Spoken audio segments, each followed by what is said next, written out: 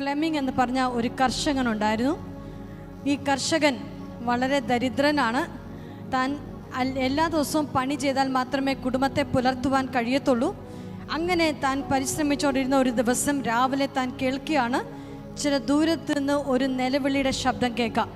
താൻ ഓടിച്ചെന്നപ്പോൾ ഒരു കൊച്ചു ബാലൻ ഇങ്ങനെ ചേറിൽ താൻ താണോണ്ടിരിക്കുകയാണ്. എത്ര ശ്രമിച്ചിട്ടും തനിക്ക് കര കയറാൻ കഴിയുന്നില്ല. ആ മനുഷ്യൻ ആ കൊച്ചു ബാലനെ കര കയറ്റിയിട്ട് തന്നെ പറഞ്ഞു വിട്ടു.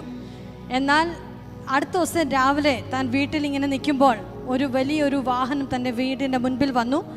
ഒരു ധനികനായ ഒരു മനുഷ്യൻ വന്ന് ഇറങ്ങി നിന്നിട്ട് പറഞ്ഞു, നിങ്ങൾ ഇന്നലെ രക്ഷിച്ചത് എൻ്റെ മകനെയാണ്, അതുകൊണ്ട് നിങ്ങൾക്ക് എന്ത് പ്രതിഫലം വേണമെങ്കിലും തരാം. അന്നേരം ഈ കർഷകൻ പറഞ്ഞു, ഞാൻ നന്മ ചെയ്യുന്നതിനൊന്നും പ്രതിഫലം ചോദിക്കാറില്ല. ഇങ്ങനെ സംസാരിച്ചുകൊണ്ടിരിക്കുമ്പോൾ തൻ്റെ മകൻ, ഈ കർഷകൻ്റെ മകൻ വാതിലിൻ്റെ അവിടേക്ക് ഓടി വന്നു. ആരാ വന്നെന്ന് കാണാൻ. ഒരു 5 വയസ്സുള്ള മകൻ.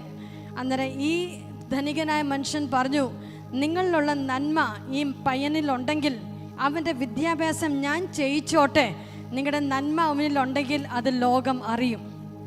അങ്ങനെ താൻ ആ മകനെ UK ലണ്ടനിലേക്ക് സെൻറ്റ് മേരീസ് മെഡിക്കൽ കോളേജ് ഹോസ്പിറ്റലിലേക്ക് MBBS പഠിക്കാൻ വിട്ടു.